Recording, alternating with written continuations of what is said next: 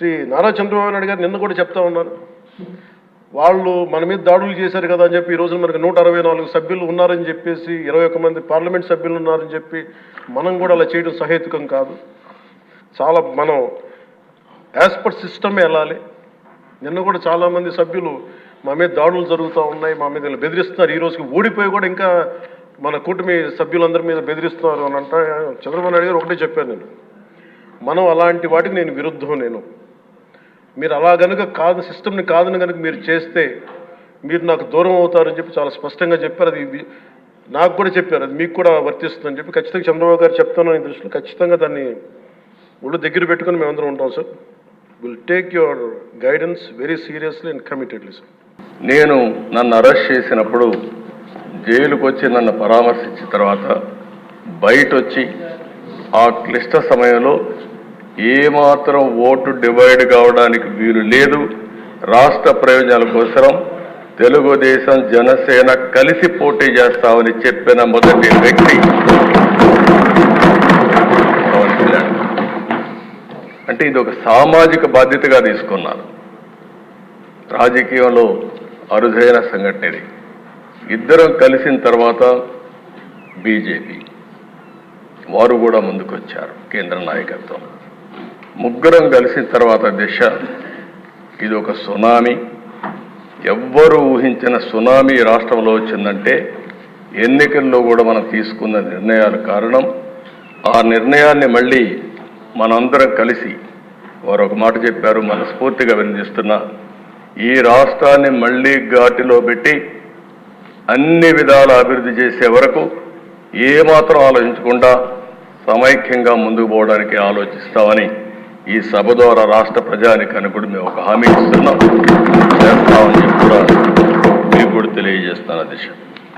అధ్యక్ష, ఈసారి ఎన్నికలు రాష్ట్రం కోసం, తమ బిడ్డల కోసం, భవిష్యత్ తరాల కోసం ప్రజలు ఇచ్చిన తీర్పు ఇది. ఉపాధి కోసం వేరే రాష్ట్రాలకు వెళ్ళినటువంటి పేదవాళ్ళు వాళ్ళే టిఫిన్ క్యారియర్ తీసుకొని వచ్చి ఓటేసి మళ్ళీ తిరిగి చెన్నైకో, హైదరాబాద్కో, బెంగళూరుకి వెళ్ళారు. ఎక్కడో అమెరికాలో, ఆస్ట్రేలియాలో, ఆఫ్రికాలో ఉండే తెలుగువారు ఆ ఓటు వేయడానికి లక్షల రూపాయలు ఖర్చు పెట్టుకొని వచ్చారు. కొంతమంది 3 నెలలు 5 నెలలు ఇక్కడ ఉండే మెంబర్స్కి అందరూ కూడా అర్థం కాదు, కానీ వాళ్ళే వచ్చి వాళ్ళ డబ్బులు ఖర్చు పెట్టుకొని గెలిపించి మనకు చెప్పకుండా వెళ్ళారంటే అది వాళ్ళకుండే మన మెప్పు కోసం రాలా, కానీ రాష్ట్రం కోసం వచ్చారు. ఈ రాష్ట్ర భవిష్యత్తు కాపాడతామనే ఆలోచనతో మనకు ఓట్లేసి తిరిగి వెళ్ళారు. ఇంకొక పక్కన దిశ తెల్లవారితో నిద్రలేస్తే ఎప్పుడూ రానివాళ్ళు నిద్ర లేస్తానే నేరుగా పోలింగ్ స్టేషన్కి వచ్చి, అంటే పీక్ పీరియడ్లో ఎంతమంది వస్తారో అంతమంది నిలబడుకొని 5-6 గంటలు వెయిట్ చేసి రాత్రి 12-1 గంటల వరకు ఓట్లు వేశారంటే అధ్యక్ష, అది వాళ్ళు చూపించిన చొరవ. వాళ్ళందరికీ నేను ఈ సభ ద్వారా, మీ ద్వారా శిరస్సు వంచి పాదాభివందనం చేస్తున్నాను. అధ్యక్ష, ఇలాంటి అనుభవంతో ఇక్కడికి వచ్చాం. దీనికి కారణం ఏంటి? ఒకసారి అధ్యయనం చేసుకోవాల్సిన అవసరం ఉంది. 5 సంవత్సరాలు ప్రజలు నరకాన్ని చూశారు. నరకం అంటే చాలామందికి తెలియదు, కానీ కథల్లో చూశాం.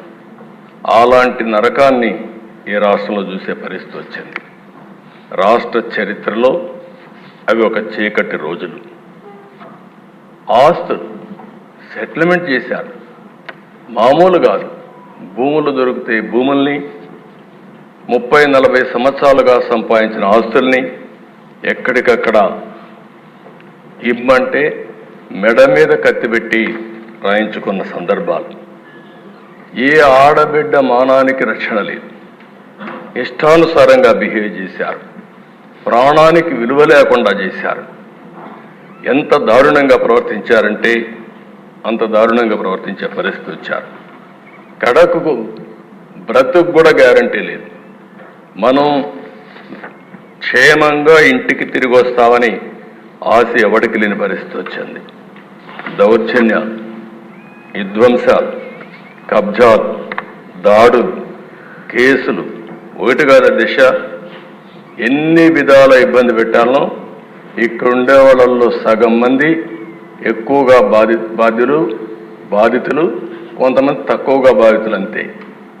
మానసికంగా కొంతమందిని దెబ్బతీశారు, ఆర్థికంగా కొంతమంది దెబ్బతీశారు, కొంతమందిని శారీరకంగా. కడాన దిశ మీలాంటి వ్యక్తి పైన అటెంప్ట్ రేప్ కేసు పెట్టించే పరిస్థితికి వచ్చారంటే అది తలుచుకుంటే ఇప్పటికి కూడా జీర్ణించుకోలేకపోతున్నాం. కానీ బాధ ఉంది, ఆవేశం ఉంది. ఇంకొకసారి చూస్తే మా మెంబర్స్ కూడా చాలా హిస్టరిక్గా కూడా ఉన్నారు. నాకు అర్థమైంది. ఇప్పుడు మా తాడిపత్రి ఉన్నాడు, అశ్విన్ ఉన్నాడు. అశ్విన్ జైలుకు పోయి వచ్చాడు. ఇక్కడే అచ్చెన్నాయుడు ఉన్నాడు, జైలుకు పోయి వచ్చాడు. నారాయణ ఉన్నాడు, తిప్పి తిప్పి తిప్పి ఎక్కడికెక్కడికో తీసుకుపోయి అదృష్టం బాగుండా అరెస్ట్ కాకుండా జైలుకు పోకుండా బయట వచ్చాడు. ఇవన్నీ సరే. రఘురామకృష్ణరాజు ఇంకేమవుతాడో తెలియదు. ఆ రోజు రాత్రి అంతా నిద్ర లేదు. ఆయన కాపాడుకోవడానికి ఎన్ని విధాల ప్రయత్నం చేశామంటే దిశ, ఆ రాత్రి అంతా నెక్స్ట్ డే భగవంతుడు మంచి చూపు చూశాడు కాబట్టి బయట వచ్చాడు. కానీ ఈ దుర్మార్గులు ఇష్టానుసారంగా ప్రవర్తించే పరిస్థితికి వచ్చారు. మనం ఇబ్బందులు పడ్డాం, అర్థం లేనటువంటి పన్నులు వేయడం, ఇష్టానుసారంగా బిహేవ్ చేయడం, ఉపాధి లేదు, ఉద్యోగం లేదు, బాధపడని వర్గం లేదు, జీవన ప్రమాణాలు దారుణంగా పడిపోయినాయి. అంతటా అభద్రత, అశాంతి, ఆందోళన, అసంతృప్తి, ఇవన్నీ కలిపే మనకు వచ్చిన మెజారిటీస్. ఈ విషయం మనందరం గుర్తుపెట్టుకోవాలి. అదే ఇది ఒక కేస్ స్టడీ కూడా. వ్యవస్థల్ని ఏ విధంగా విధ్వంసం చేశారు, ఒక పాలకుడు ఏ విధంగా అహంకారంతో విర్రవీగిపోయాడు, అసమర్థత, అవినీతి, విధ్వంసంతో వ్యవస్థల్ని ఏ విధంగా నాశనం చేశారు, రాష్ట్రం యొక్క బ్రాండ్ ఇమేజ్ ఏ విధంగా దెబ్బతీశారు, మంచి రాష్ట్రాన్ని ఏ విధంగా సర్వనాశనం చేశారు, రాజధాని కళ చంపేశారు. అమరావతి దేవతల రాజధాని. అలాంటి అమరావతి నిన్నటి వరకు ఏమైందో మనం చూసాం. ఈరోజు మళ్ళీ కేంద్రం 15,000 కోట్ల రూపాయలు ఆర్థిక సహాయం చేయడానికి ముందుకొచ్చారు, బడ్జెట్లో పెట్టారు. అందరి ముఖాల్లో చూస్తే ఆనందం కనపడుస్తూ ఉంది. అంటే మళ్ళా మంచి రోజులు ప్రారంభమయ్యాయనే ఆశ ఈరోజు వచ్చిందంటే ఏ విధంగా జరిగిందని మనం చూసాం. ఈరోజు అమరావతి పూర్తయింటే దిశ 2-3 లక్షల కోట్ల రూపాయలు ప్రజా సంపద మనకు వచ్చి ఉండేది. అప్పులు చేసే అవస్థ తీరేది. అలాంటి రాజధాని పోయింది. జీవనాడి పోలవరం 72% పూర్తయింది.